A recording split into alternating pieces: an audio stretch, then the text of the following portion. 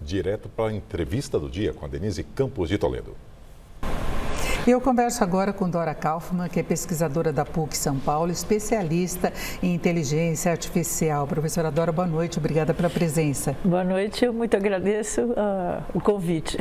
E vamos falar da inteligência artificial, do projeto que está avançando no Congresso, já passou pela comissão do Senado, né? Houve algumas mudanças de última hora, por isso que foi adiado a votação no plenário. Mas antes de nós falarmos do projeto, eu queria saber, a senhora como especialista, qual que é a importância de se ter uma regra específica a esse projeto sobre inteligência artificial, que ela tem avançado em todas as áreas, não é só questão de redes sociais, de propaganda, a gente tem na área do trabalho, da indústria, das empresas em geral. Qual a importância da regulamentação?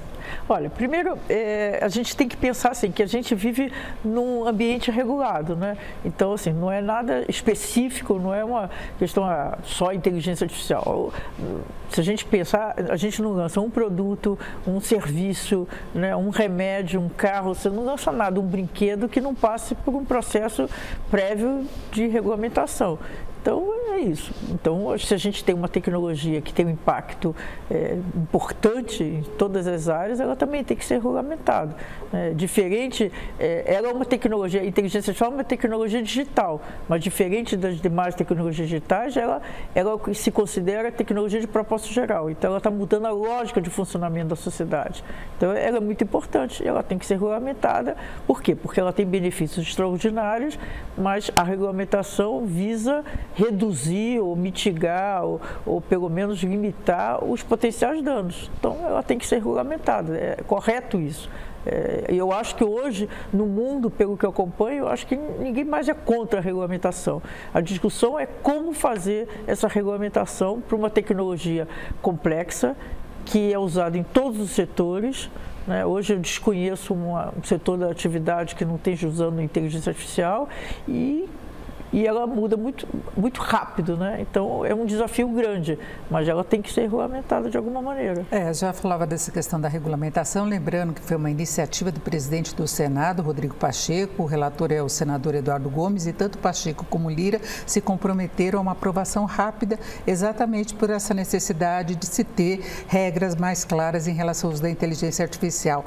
E eles colocam, inclusive, essa questão da responsabilidade junto à Justiça por danos causados a terceiras, vai definir quais são as violações e punições dos responsáveis, já está determinando que a fiscalização será do Sistema Nacional de Regulação e Governança da Inteligência Artificial, que vai ser coordenado pela Autoridade Nacional de Proteção de Dados, mas ainda a ser criada, né? Esse sistema ainda vai ser criado, a forma como ele vai atuar, já anteciparam a possibilidade de multas entre 50 milhões ou 2% do faturamento de pessoa jurídica por violação, e a suspensão operacional também, uso de determinadas bases, enfim, haverá questões bastante restritivas a quem causar danos. E aí a gente tem algumas coisas semelhantes, por exemplo, ao que a gente vê em rede social, por exemplo, é discriminação, danos à saúde, à segurança, direitos fundamentais, a questões que explorem vulnerabilidades, inclusive se proíbe assim, a avaliação de traços de personalidade,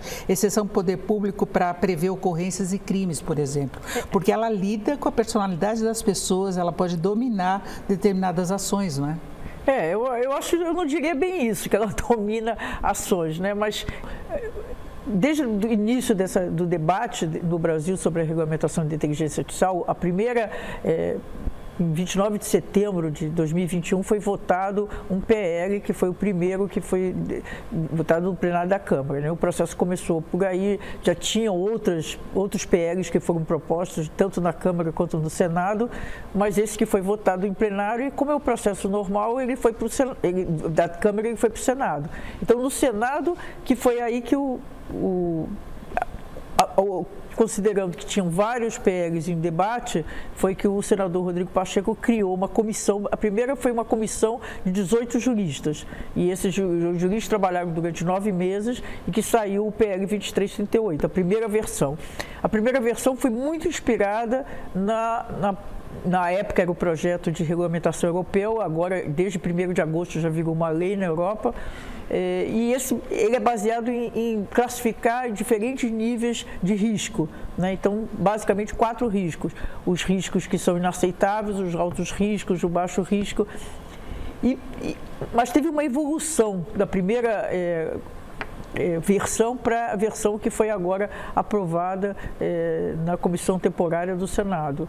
E uma das grandes evoluções, do meu ponto de vista positivas, foi exatamente que deu um protagonismo às agências setoriais, que a primeira versão não dava, né? Então, por que é importante, na minha visão, esse protagonismo das agências setoriais? Porque cada domínio de aplicação, cada setor que você aplica a inteligência artificial, você implementa um sistema de inteligência artificial, tem as suas particularidades, né? Então, se estou falando na medicina, na área da saúde, né? Na educação, na segurança, na justiça, é muito difícil você, no meu ponto de vista, é muito difícil você ter uma regulamentação abrangente que inclua todas as questões específicas dos setores.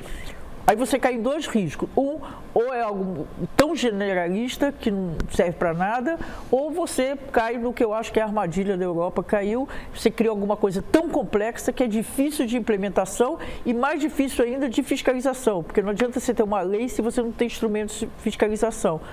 Então, esse foi uma evolução, tiveram várias mudanças, né? Algumas positivas, outras não. A positiva, do meu ponto de vista, é essa, que a regulamentação, realmente, o que se diz a padronização, vai ser feita pelas agências reguladoras setoriais. Então, o que nós temos hoje, nessa votação, que provavelmente vai ser votado na terça-feira no Senado, no plenário do Senado, ela precisa de padronização, né? Ela coloca questões, assim, obrigações muito gerais.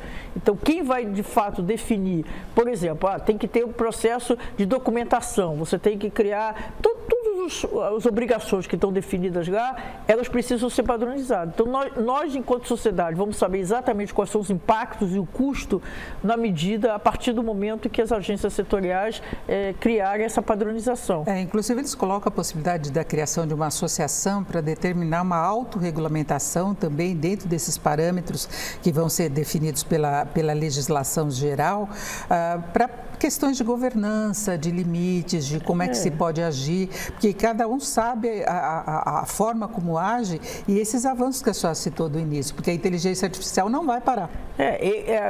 O PL 2338 está estimulando a governança, que também eu tenho trabalhado muito na governança, né? Independente de ter uma lei, que eu acho que em algum momento nós vamos ter em breve, um marco regulatório, né, que é o PL 2338, se ele for aprovado, ele vai se transformar num marco regulatório da inteligência artificial no Brasil.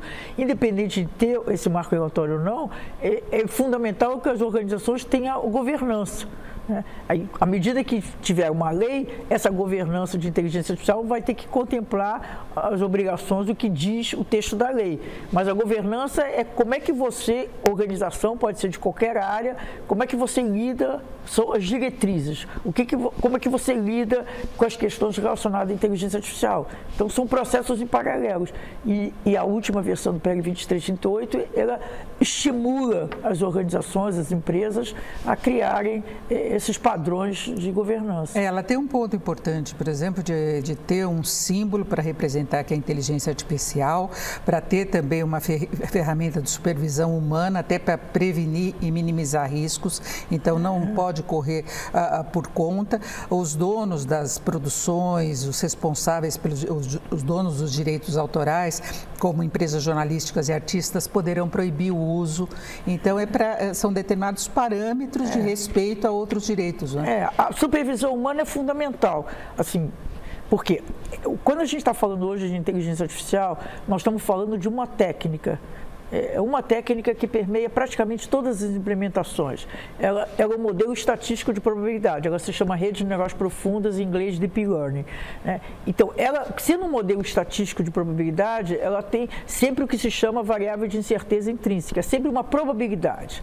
E qual é a matéria-prima dessa técnica? São os dados. E quem produz os dados pessoais? Somos nós. Então, nesses dados tem todas as nossas idiosincrasias. Por que eu estou falando isso? tanto pelo fato de ser um modelo de probabilidade estatístico, como a matéria-prima ser dados que nós humanos produzimos, isso já gera a possibilidade de erros, de equívocos, né? Então nunca, assim, para mim é muito claro isso. Qualquer que seja a área de atuação, um profissional humano não pode considerar como soberano o que indica esses sistemas. Por isso que é a supervisão humana. Ele é um parceiro, ele é um indicador para o profissional tomar a decisão. Então, isso é corretíssimo. Eu acho que a lei tem que determinar. Agora, isso não quer dizer que é simples como é que vai ser essa supervisão humana.